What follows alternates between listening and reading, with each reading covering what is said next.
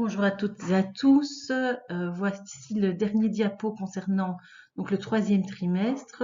Il sera divisé en 9 parties. La première partie concernant la fin du 19e siècle parlera de la politique.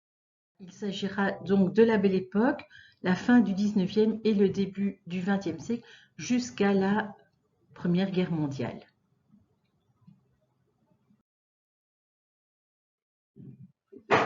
Au niveau politique, nous avons pour la France un conflit qui oppose Napoléon III à Bismarck. Napoléon III va engager une guerre contre Bismarck, qui a tout fait pour le provoquer.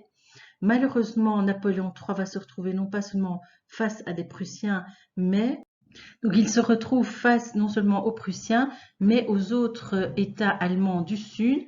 Comme les Allemands sont plus nombreux et mieux armés, la France perd. Ce sera une humiliation totale vu que non seulement ils perdent l'Alsace, la Lorraine, mais ils doivent payer un lourd tribut, une énorme indemnité de guerre. Cela engendrera la Commune, où il y aura une dernière révolte du peuple parisien. Et il y a aussi un souvenir de cette guerre contre la Prusse, de la bataille de Sedan, dans le dormeur du Val de Rimbaud, où il voit un jeune homme qui est donc mort, allongé dans de l'air. Donc à la suite de la défaite de Sedan, la Troisième République est proclamée avec Léon Gambetta. Adolphe Thiers devient le premier président de la Troisième République. Alors c'est une période assez triste finalement au niveau politique pour la France, vu qu'il y a cette défaite vis-à-vis de l'Allemagne. Il y a une révolte qui est la Commune en 1871, où le peuple parisien essaie encore une dernière fois de se révolter, mais elle sera réprimée. Verlaine, qui assiste à cette révolte, perdra aussi son emploi. Donc il y a une ambiance pessimiste à la fin du siècle au niveau politique.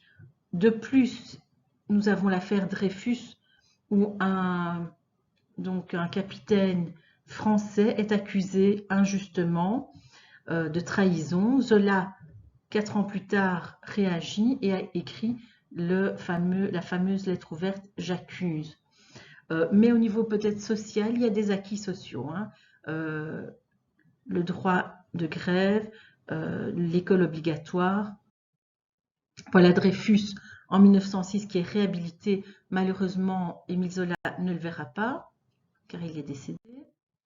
Donc reprenons pour la France du positif avec l'école obligatoire, avec le droit de grève, avec la création de partis différents, la séparation de l'Église et de l'État, et une période finalement de paix jusqu'à la Première Guerre mondiale. Et pour les industriels, une grande richesse grâce aux industries et aux colonies. En Belgique, alors on a le roi Léopold II qui provoque des avis très partagés. Il y a du positif parce qu'il a vraiment apporté beaucoup, par exemple à Bruxelles, la création de parcs, de monuments, mais il a profité de la richesse du Congo, de sa colonie, du caoutchouc du Congo, en sachant que les Congolais étaient très maltraités. Il y a eu vraiment des atrocités. Sous Léopold II, on a aussi le peuple belge qui est très défavorisé. Et donc, le Parti ouvrier belge, le POB, est créé. Voilà un documentaire d'Arte au sujet de la colonisation congolaise.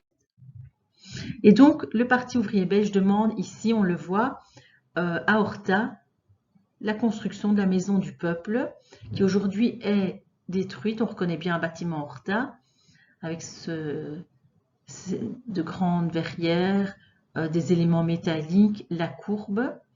Ce bâtiment sera détruit en 1965. À l'intérieur, très lumineux.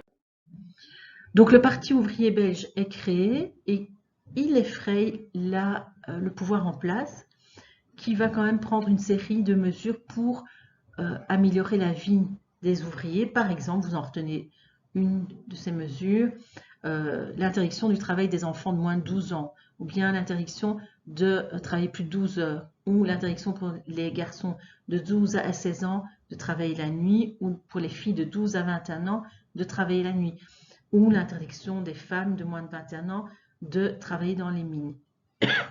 Plus tard, il y aura les contrats de travail, les réparations en cas d'accident de travail, le repos dominical ou l'interdiction de travailler pour les enfants de moins de 14 ans.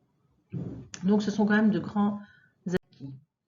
Mais ceux qui profitaient de la richesse de la Belgique étaient surtout les bourgeois aisés et cultivés. Pourquoi? Parce que le suffrage n'était pas le suffrage universel, mais le suffrage plural, c'est-à-dire qu'un homme de plus de 25 ans avait une voix. Et si vous aviez un diplôme ou bien une maison, ou si vous aviez un compte en banque ou une rente, eh bien, vous pouviez avoir plusieurs voix et donc avoir plus de pouvoir dans l'organisation de l'État. On a par exemple 220 000 électeurs qui avaient droit à 3 voix. Donc ce sont ceux-là qui sont évidemment favorisés par le vote plural. En relation avec les arts, certains donc sont au service de la bourgeoisie. Par exemple, en architecture, il y a beaucoup de monuments éclectiques, on verra ce dont il s'agit, ou d'art nouveau. L'art nouveau qui peut être favorisé grâce aux innovations industrielles, ou les bourgeois qui sont mis en scène au théâtre avec les vaudevilles. Alors, la cause populaire intéresse certains aussi, par exemple Constantin Meunier dans ses peintures, dans ses sculptures, ou bien Eugène Hermans dans ses peintures, ou Émile Zola dans ses romans. Voilà pour l'aspect politique. Merci.